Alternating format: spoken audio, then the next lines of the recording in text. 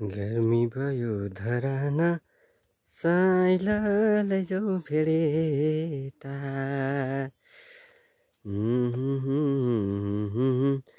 ना ना ना ना ले रे रे ने रे ने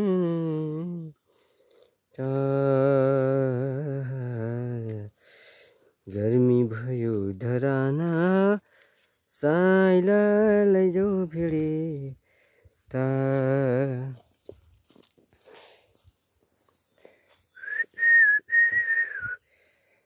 यो चाहिँ हाम्रो आँगनको कटेज हो साथीहरू। गाई चर के भन्छन् हैन, दुःख गरेर आज घाम एकदम न्यानो लाग्यो। अनि के गरौँ त भन्दाखेरि यो घामको पनि सदुपयोग गर्नुपर्छ है, पानीको पनि सदुपयोग गर्नुपर्छ भनेर हो। यो धेरै दिन मैले मेहनत गरेर बनाएको कटेज हेर्दा यस्तो भए पनि एकदम शीतल चाहिँ हुन्छ है साथीहरू, शीतल हुन्छ। अनि यो मैले धेरै दिन लगाइसकेँ बनाउँदा अझदेखि चाहिँ यो समग्रमा सकिएको हो भन्ने कुरा। अनि यहाँ तपाईँले देख्दै हुनुहुन्छ यो मैले सालपा सिलिचुङ जाँदै गर्दा लौरेबाट ल्याएको यो चाहिँ निलो चिमाल हो साथीहरू।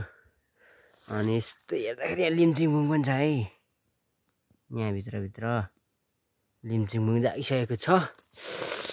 अनि यो गुराँस सिमाई पोखरी जाँदाखेरि ल्याएको अनि रोपेको जागेको छ है। अनि यहाँ मैले मसिनो सल्लाहहरू रोपेको छु, यो अघिल्लो साल नै रोपेको हो। यो सल्लाह जागिसकेको छ, आज यहाँ पनि रोपेको छु मैले गोदावरी होइन रोपेको छु। अनि यहाँ सानो सल्लाह पनि छ, अनि फेरि वरिपरि चाहिँ के छ सल्लाह छ, यहाँ गोदावरी छ। अनि यहाँ लिम्चिङमुङहरू छ है। यहाँभित्र एउटा छुट्टै खालको बनाउन खोजेको चाहिँ छु मैले होइन। यो गोदावरी अघि बिहान मात्रै रोपेको, अनि घाम लागेर पुरा उइलिएको छ। अनि हिजोआज जताततै गर्मी छ अरे भन्ने सुनिन्छ होइन। अनि यो भर्खर अब यसलाई चट्टसँग मिलाउन बाँकी छ। अनि कति हरियाली छ, हुस्से मात्रै लाग्दैन है इलाममा चाहिँ, बादल मात्रै लाग्दैन, बादलको घुमटोल इलाममा चाहिँ सधैँ छोप्दैन। अनि यो मैले कसिङ गरेर डढाएको छु होइन। यो कटेज यस्तो मिहिनेत गरेर बनाएको छु मैले होइन, तपाईँको छाता जस्तै छ। अनि एकदम मिहिनेत गरेर चारैतिर यसरी कसेर होइन। अनि तपाईँको हेर्नुहुन्छ भने यस्तो छ सट्टै। अनि यहाँ यो चाहिँ एउटा टप्पूबाट ल्याएको, यो 2081 सालको वैशाख 1 गते छिन्टापु जाँदाखेरि टप्पूमा राखेर फेरि लिएर अनि धेरै मिहिनेत गरेर मैले म चिया पिउँदैछु मिन्टसँग होइन, पुदिनासँग। अनि यो हाम्रो कञ्चिन्द्रा छ पछाडि। अनि यो मैले गुलाब चाहिँ होचोमा एकदम होचोमै कटिङ गरेर राखेको थिएँ। अनि यस्तै होचै छ यसको चाहिँ, यति नै हो। अनि के गर्ने त भन्दाखेरि यहाँ पनि मसिनले ढुङ्गाहरू एकदम डेकोरेटेड गरेको छु अघि नै। अनि यस्तो छ। अनि आज न्यानो घाम लागेको छ, पछाडि किवी अनि अर्किड पनि छ। यसो गरेर हेर्दाखेरि चाहिँ त्यहाँ आम्बो फेरि यता पनि छ नि त ठुल्ठुलो ढुङ्गाहरू क्या, आमा गमलामा आम्बै कम त मिहिनेत गरेको छु ल। यसलाई मैले धोएर चटक्क पारेको छु। आज के गर्ने भन्दाखेरि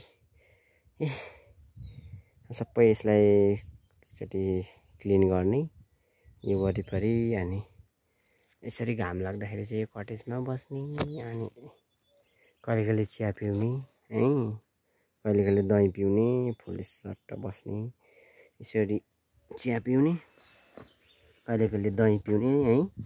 ल साथीहरू आजको लागि यति नै। कस्तो न्यानो घाम लागिरहेछ है। मैले प्लास्टिकहरू डढाएको छु किनभने कस्तो दामी छ हरियाली चाहिँ वरिपरि साथीहरू। कटेज पछाडि गएर देखाउँछु, सानो बनाएर कस्तो रहेछ अनि म इन्ड गर्छु है।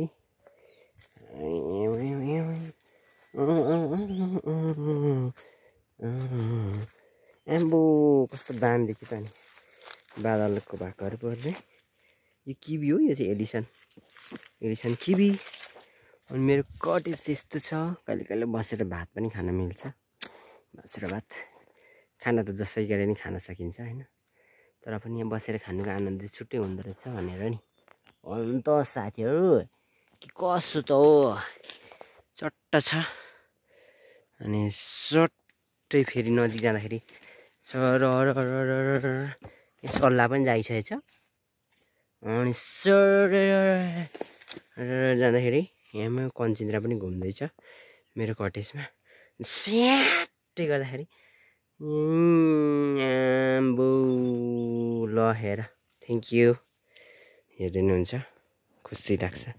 प्रतिक्रिया जरुर देना पड़ेगा, नहीं दिएगा तो कैसा बनाने का। ये मिनी ब्लॉग, हाँ मेरे को बहुत से बहुत कमेंट चाहिए। हाँ शुक्रान, थैंक यू।